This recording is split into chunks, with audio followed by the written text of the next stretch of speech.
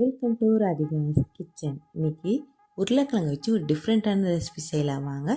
தோல் சீவியில் இந்த மாதிரி உருளைக்கிழங்கு தோல் சீவிட்டு மெலிசாக அதுலேயே சீவி எடுத்துகிட்டு ஒரு 2-3 டைம் நல்லா கழுவிட்டு அதை ஒரு காட்டன் துணியில் துடிச்சிட்டு ஒரு பாத்திரத்தில் போட்டு 2 ஸ்பூன் மிளகாய்த்தூள், 1 ஸ்பூன் மஞ்சள்தூள், அரிசி மாவு 2 ஸ்பூன் சேர்த்து உப்பு சேர்த்தாமல் நல்லா கலந்துடணும்.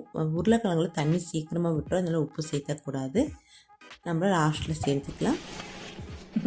இதை சமைக்கிறது இவங்க தான், சமைச்சதுக்கு அப்புறம் சாப்பிட போகிறது நான் தான். சூப்பரான உருளைக்கிழங்கு ரெடி ஆக போகுது. இது சாப்பிட்டு பார்த்து எப்படி டேஸ்ட் எடுத்துட்டு நான் உங்களுக்கு அப்புறமா சொல்கிறேன். உருளைக்கிழங்கு ரெசிபி ரொம்ப நாளாக ட்ரை பண்ணணுன்ட்டு நினச்சிட்டே இருந்தோம். இன்னைக்கு தான் அது முடிஞ்சிருக்கு.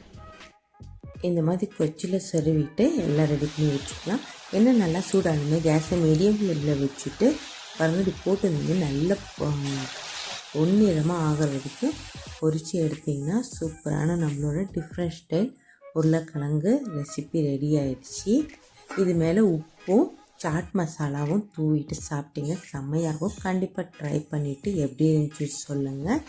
லைக் பண்ணுங்கள், ஷேர் பண்ணுங்கள், சப்ஸ்கிரைப் பண்ணுங்கள், மறக்காமல் பெல் பட்டனை கிளிக் பண்ணுங்கள். நன்றி, வணக்கம்.